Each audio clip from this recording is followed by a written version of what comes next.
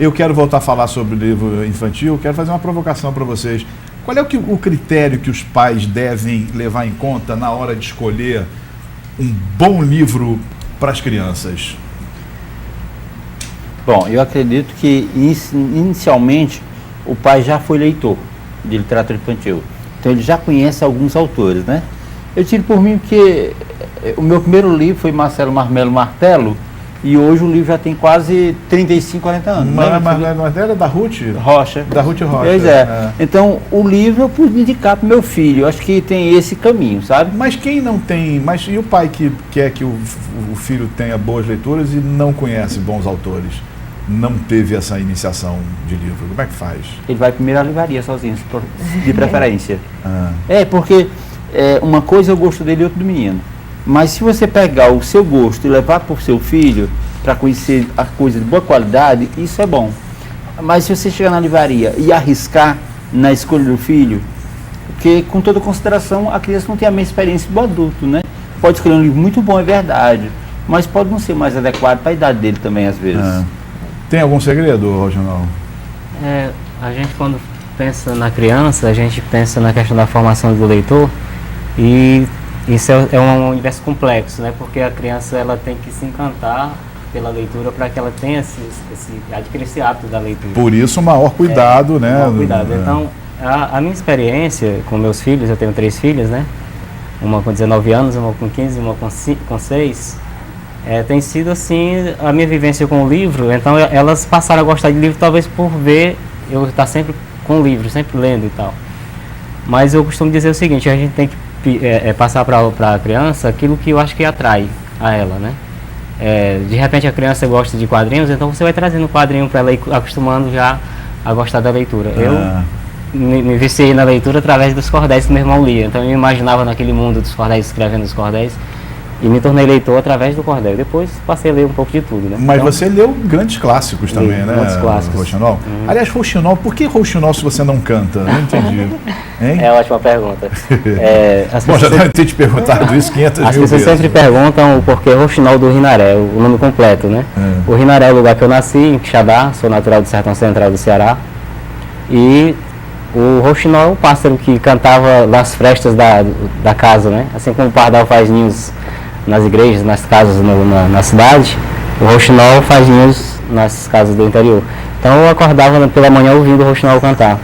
E um certo dia a gente começou a fazer, eu digo a gente que era um grupo de amigos, fazia em Maracanã um jornal literário, né? E a gente se inspirava na padaria espiritual, no pão, e fazíamos a porta em 1999. E cada um tinha a semelhança da porta, do pão, tinha um pseudônimo, né? E a gente fazia umas críticas literárias e tal, à cultura local. E aí eu me autodenominei Rouxinol do Rinaré para lembrar o lugar que eu nasci e o pássaro da minha infância. Legal. Você mesmo se autodenominou. Isso. Foi você mesmo que se autodenominou. Exatamente. Legal. Agora, Orlângelo, muitas crianças buscam a leitura depois de um primeiro contato que elas têm com grupos de contação de história, não é verdade? Como é que você vê esse processo em que a oralidade é fundamental para a aproximação das crianças com a escrita? Não, eu vou falar também, ampliando mais a coisa da contação da história, falar do teatro, né? Quando eu estudava na escola... Na verdade, quando eu digo contação de escola, desculpe de interromper, quando eu digo contação de escola, eu me refiro ao teatro também, claro. Sim, com certeza. A contação é mais uma das formas, das facetas do teatro, né? Eu confesso que eu era um menino assim que não gostava muito de estudar. Mas aí teve um dia que um professor disse, amanhã vocês vão fazer um trabalho que é apresentar uma peça de teatro. Daquele dia em diante, minha vida mudou. Bacana. Porque eu sempre viajava para Juazeiro do Norte e eu via teatro lá, eu vi o João Neto, que faz o Zé Modesto, ele fazia mímica antigamente, né? E foi um dos primeiros caras que eu vi fazendo na minha frente, apesar de não falar nada, mas aquilo me encantou. Então eu acredito que o teatro ele tem essa capacidade, assim como a contação de história, de encantar pelo universo lúdico, né, que tem por trás. E o meu filho tem 7 anos de idade. Então é o meu camarada, assim, de acordar junto e dormir junto. E para ele eu ofereço, assim, o que de melhor eu aprendi na vida e consumo, né? E você já botou ele na trupe também, não? Aqui a Culé ele sobe no palco. Aqui a Culé ele ensaia comigo números, na área de palhaçaria, eu ensino umas coisas para ele. E as pessoas, você ainda tem tempo de contar a história para os teus filhos? Antes dele dormir, por exemplo? A gente tá numa fase de ler. De ler. Eu ganho presentes de amigos, de livros que indicam para a gente comprar. Então a gente está muito nesse negócio de ler. E tem essa coisa da revistinha. Tá numa loja, não sei aonde. Ah, pai, compra. E vamos comprar, sim, porque acaba sendo um estímulo e tal. Mas nesse momento, tá sendo um momento... Eu lembro que meu filho lia aquela Recreio. Recreio, né? É uma revista antiga. É antiga. Aliás, voltando a Ruth Rocha, uma das revisoras, aliás, uma das que produziam artigos na Recreio. Na Recreio. Vixe, você está indo longe. E aí eu percebo assim, que quando ele sai de uma peça de teatro, ele sai super empolgado, falando dos personagens, falando da história em si, do que estava sendo conversado, e a mesma coisa ele aplica à revista ou ao filme, né? Então eu percebo que está tudo junto, assim, é questão de leitura. Com certeza, há muitas artes que convergem para a questão da leitura. A música hoje que está sendo obrigatoriedade nas escolas, né? A música geralmente tem lá a letra, então converge para a questão da leitura. O teatro tem o texto. Tem uma dramaturgia. Né? A editora IMEP que eu trabalho como revisor e participo como autor, vou fazer o peixe aqui da história do livro. Esse é o que você está lançando na feira, né, na semana que vem. Dia 30 ao meio-dia, né? O Preço da Liberdade. Esse livro, a editora IMEP, ela já distribuiu para vários municípios do Ceará no projeto Nas Ondas da Leitura. E esse projeto, eles trabalham exatamente essa questão de pegar a arte, né, a música, o teatro.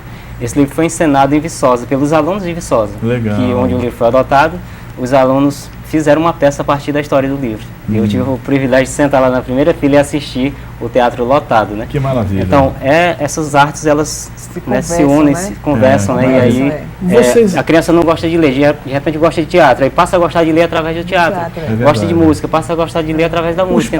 Os pais hoje em dia ainda têm tempo de ler para os filhos antes de dormir?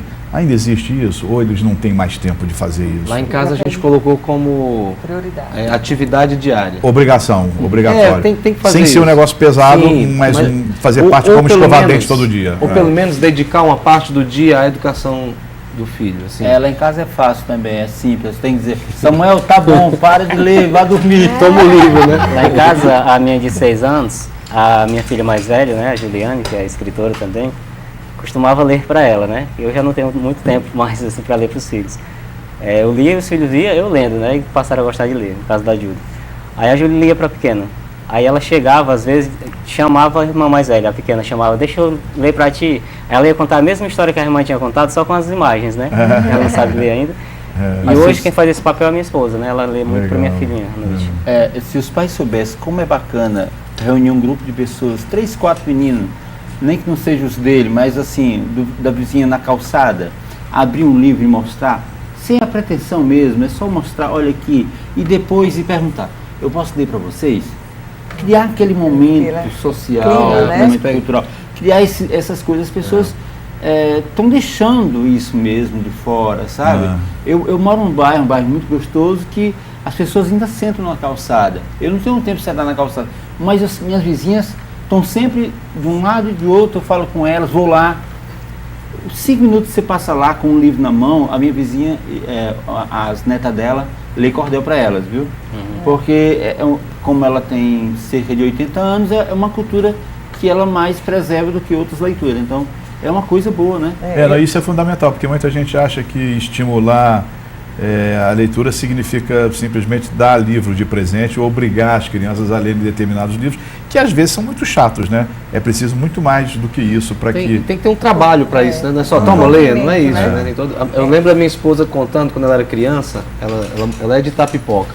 Então ela ia para a serra onde os avós moravam e toda noite, nas férias, tinha a hora do romance. Era nada mais nada menos que o avô dela lendo romance. Ele era um apologista, assim, curtia muito essa coisa da literatura de cordel. E botava aqueles, 50 netos lá sentados. Lá, os pais dela são 15 filhos, né? Então, reunia a filharada, que não falava quase 50, para ouvir o seu Domingos Braga ler romance. Isso é maravilhoso. Isso era uma prática. Vamos fazer um intervalo, lembrando que estou sorteando para os telespectadores 3 pacotes de livro. Estou sorteando o Pequeno Hércules, da Simone Pessoa. Estou sorteando o Sertanejo e a Moça Encantada. do Almir Mota e estou sorteando o pacote do Rouxinol do Rinaré, o ABC do Ceará, Raquel de Queiroz, a dama do romance, e a origem do Guaraná. Ligue agora para 3366-3770. Tia Letícia, quero ganhar os livros do programa de presente. A gente volta depois do intervalo. Até já.